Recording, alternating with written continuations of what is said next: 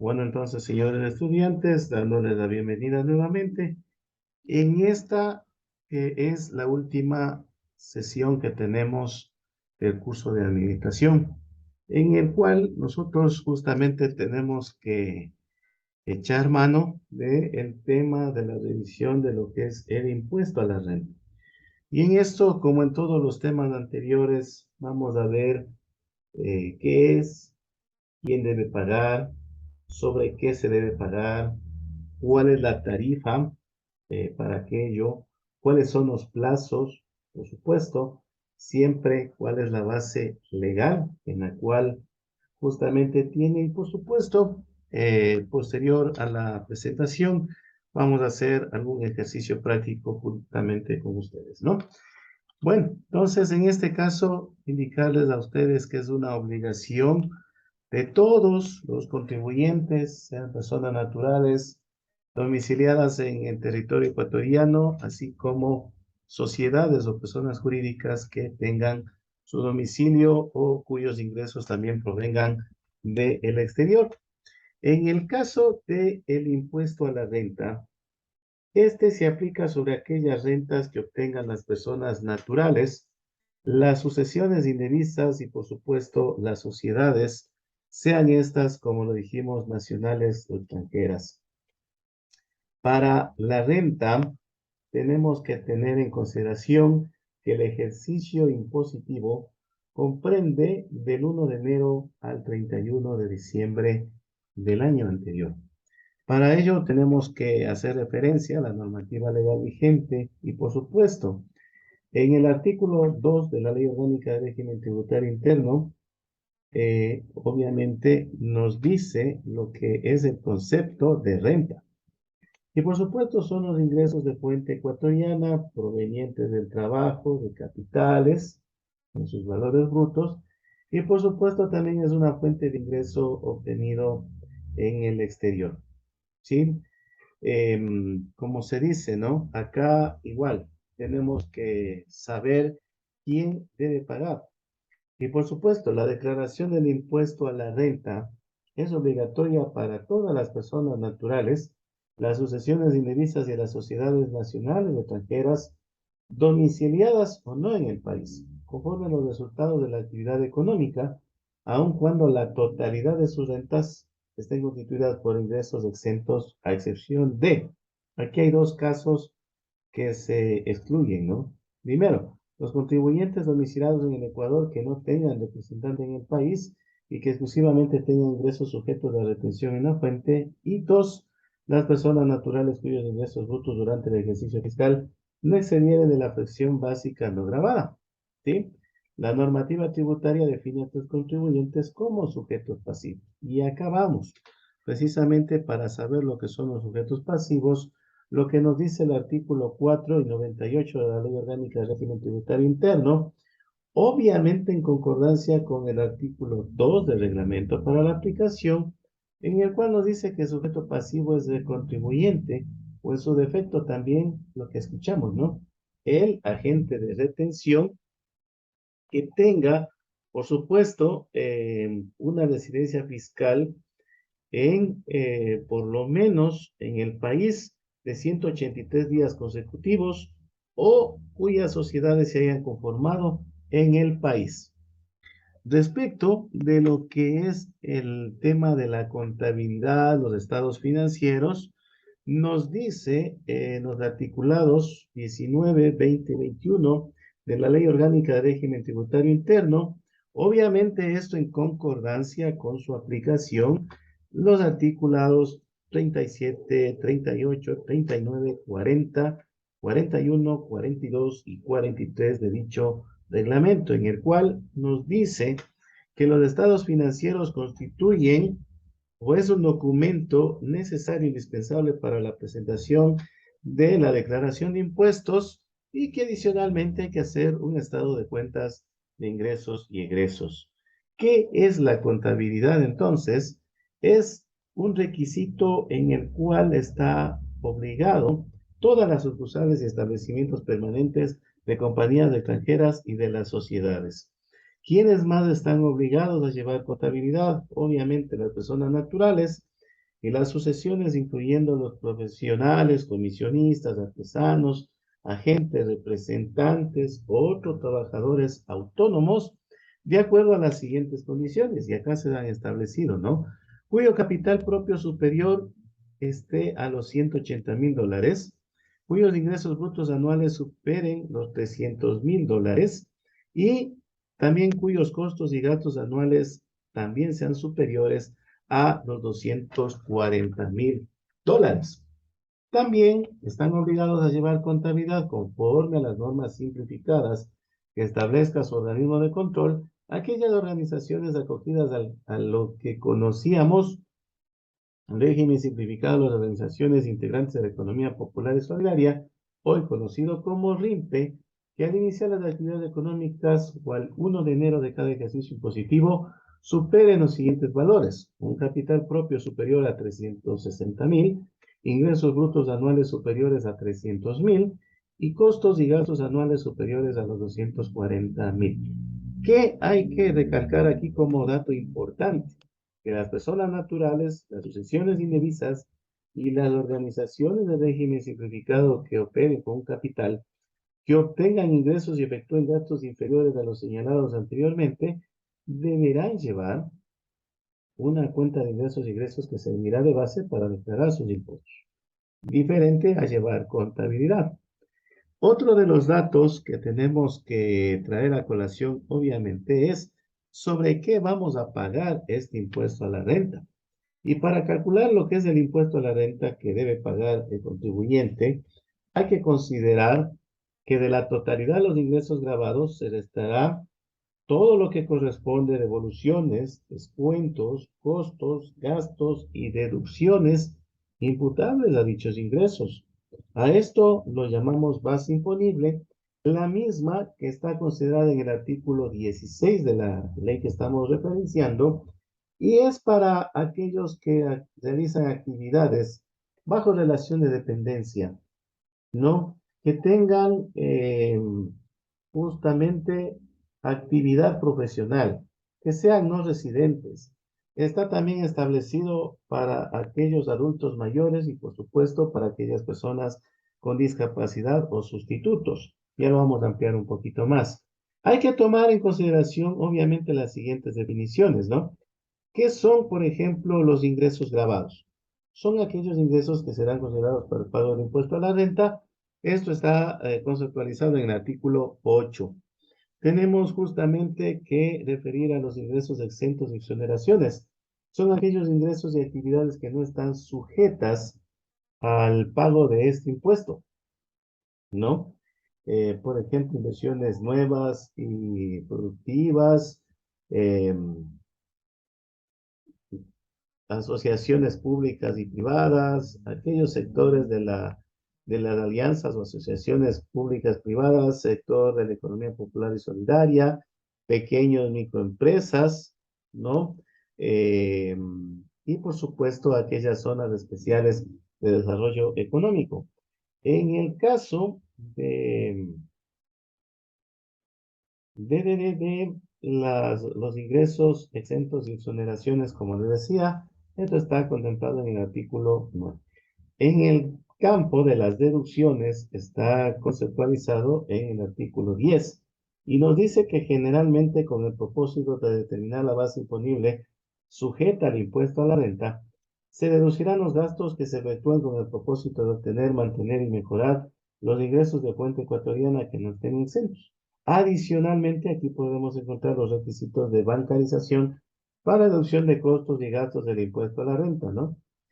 Adicionalmente, como les decía en un inicio, habíamos hablado de lo que es la base imponible, artículo 16, y bueno, la base imponible de los ingresos de trabajo en relación de dependencia, que era uno de los aspectos, nos dice que está constituida por el ingreso grabado menos el valor de los aportes personales al IES, excepto cuando estos sean pagados por el empleador. La base imponible para los adultos mayores. Los adultos mayores se descontarán una fracción básica grabada con tarifa cero del impuesto a la renta. La base imponible para personas con discapacidad o sustitutos. Justamente se descontarán dos factores básicas grabadas con tarifa cero del impuesto a la renta. Adicionalmente a aquello, nosotros tenemos que manifestar la base imponible en caso de determinación presuntiva. Cuando las rentas se determinen, presuntivamente no estarán sujetas a ninguna deducción para el cálculo del impuesto. ¿Y qué es lo que se tiene que hacer en este caso para la deducción de los gastos personales? ¿No? ¿Qué se toma en consideración? Y hagamos un poquito de historia, ¿no? A partir del año 2020, se determinó que se podían deducir los gastos personales de personas naturales con ingresos netos inferiores a los $100,000, ¿sí? Ya sabíamos que el ingreso neto se obtiene la diferencia entre el total de ingresos grabados menos el total de gastos deducibles y de bajas para personas de tercera edad y con discapacidad. ¿Qué se podrá deducir dentro de los límites señalados? Los gastos personales sin IVA e ICE, ¿no? Adicionalmente, así como de los padres, del cónyuge o pareja en unión de hecho, hijos de sujeto pasivo y de su cónyuge o pareja en unión de hecho, que no perciban ingresos grabados y que dependan del contribuyente, siempre y cuando no hayan sido objeto de reembolso de cualquier forma, que también se puede deducir los gastos de los padres, hijos mayores de edad e hijos del cónyuge o pareja en unión de hecho, dependientes de quién, del sujeto pasivo, se incorporarán como deducibles a partir del ejercicio fiscal, se incorporó pues a partir del año 2018. Otro asunto que hay que tener en consideración, para que los padres sean considerados como dependientes, no deberán percibir pensiones jubilarias por parte del Seguro Social o patronales, que por sí solas o sumadas en otras rentas superen un salario básico unificado del trabajador en general, ¿no? La deducción total por gastos personales no podrá superar el 50% del total de los ingresos grabados del contribuyente y ojo, en ningún caso será mayor al equivalente a 1.3 veces la fracción básica desgravada del impuesto a la renta de personas naturales. Obviamente acá hay una exceptuación, ¿no? Se exceptúan los gastos de salud de personas que tengan lamentablemente enfermedades catastróficas, raras o huérfanas, que así se las conocen, que se encuentren obviamente debidamente certificadas, avaladas por autoridad sanitaria nacional competente, ¿no? Ya que son estos entes los que se ayudará a reconocer la deducibilidad hasta en un valor equivalente a inclusive dos fracciones básicas de gravar del impuesto a la renta de personas naturales. Aquí hay que tener en consideración que a partir del año 2020 también se consideró que las personas naturales cuyos ingresos netos superen en cambio los $100,000 ya no podían deducir los gastos personales, excepto en los casos de que lo que se decía, ¿no? Cliente, padres, cónyuge, conviviente, hijos de económicamente dependientes, padezcan enfermedades catastróficas, raras o huérfanas, podrá ahí sí deducirse únicamente gastos de salud relacionados con tales enfermedades hasta un valor equivalente a 1.3 veces la fracción básica de gravada. Posteriormente, para lo que significó años 2020 y 2021, se pudo deducir gastos por turismo por un valor de 0.325 veces la fracción básica de gravada del impuesto a la renta en personas naturales, y entre los rubros, enfermedades catastróficas y turismo, no podían superar el factor de 1.3 veces de la fracción básica de gravada del impuesto a la renta de personas naturales. Caso que ya lo vamos a ver con un ejemplo y con cifras específicas, ¿no? ¿Qué más tenemos nosotros que referir en esta situación, ¿no? Los gastos personales que se pueden deducir, y esto ustedes probablemente lo habrán escuchado, corresponden específicamente a los realizados por concepto de vivienda, alimentación, vestimenta, salud, turismo y educación, incluyendo en educación también lo que es arte y cultura. ¿Qué se considera, para tener un poquito más claro, arte y cultura?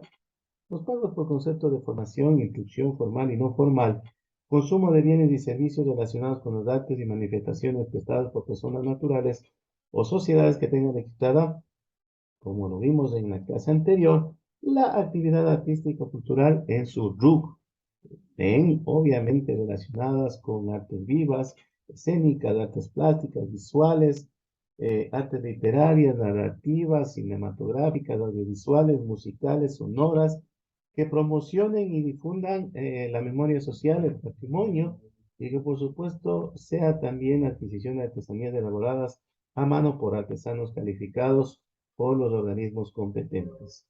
Y acá tenemos también adicionalmente que reconocer, por supuesto, claro está, el tema que guarda relación con lo que son las tarifas, ¿no? Lo que es el impuesto a la renta para, para lo que son sociedades, para lo que son también personas naturales y que se hace cuando se trata de herencias, legados y donaciones. En el caso del impuesto a la renta para sociedades, eh, se aplicará la base imponible las siguientes tarifas, ¿no? La tarifa impositiva será la correspondiente a sociedades más 3 puntos porcentuales cuando la sociedad tenga accionistas, socios, partícipes, constituyentes, beneficiarios o similares. Cuando haya también dentro de la cadena de propiedad los respectivos derechos representativos de capital un titular residente establecido o amparado en un paraíso fiscal, jurisdicción de menor imposición o régimen fiscal preferente, también se puede hacer la liquidación con los ingresos gravables obtenidos por sociedades constituidas en el Ecuador, así como por las sucursales de sociedades extranjeras domiciliadas en el país y los establecimientos permanentes de sociedades extranjeras no domiciliadas en el país. Acá se aplicará la tarifa del 25% sobre la base imponible. Sobre el tema del impuesto a la renta para personas naturales, para liquidar el impuesto a la renta de personas naturales y las sucesiones indivisas, se aplicarán a la base imponible las tarifas contenidas en las tablas de ingresos correspondientes a cada ejercicio fiscal. Ya lo vamos a mostrar también. Para el tema del impuesto a la renta para herencias, legados y donaciones, los beneficiarios de ingresos provenientes de herencias, legados, donaciones, hallazgos y otro tipo de acto o contrato por el cual se adquiere el dominio a título gratuito de bienes y derechos pagarán el impuesto aplicando a la base imponible las tarifas contenidas en las tablas de ingresos correspondientes a cada ejercicio fiscal. Y precisamente acá lo tenemos, ¿no? Esta es una, un plazo para la declaración que justamente varía de acuerdo al noveno dígito de la cédula o RUC, de acuerdo al tipo de contribuyente. Las tablas precisamente del cálculo del impuesto a la renta estarán, como ustedes pueden observar, variando justamente conforme a lo que es el ejercicio fiscal, ¿no? Se nos han determinado también unos plazos justamente específicos, ¿no? Y acá tenemos justamente unas dos observaciones adicionales. Los contribuyentes especiales deberán presentar sus declaraciones y realizar el pago del impuesto a la renta hasta el día 9 del respectivo mes de vencimiento de cada obligación. Por ejemplo, marzo para personas naturales y abril para sociedades, sin atender el noveno dígito de su RUC, cuando esta fecha coincida con los días de descanso obligatorio o feriados nacionales o locales, y aquella se trasladará al día hábil anterior a esta. Mucho cuidado con esto. Y las instituciones del Estado y las empresas públicas reguladas por la Ley Orgánica de Empresas Públicas podrán presentar las declaraciones correspondientes hasta el 20 del mes siguiente, y los contribuyentes que tengan su domicilio principal en la provincia de Galápagos podrán presentar las declaraciones hasta el 28 del mes siguiente sin necesidad de atender al noveno dígito del registro único de contribuyentes.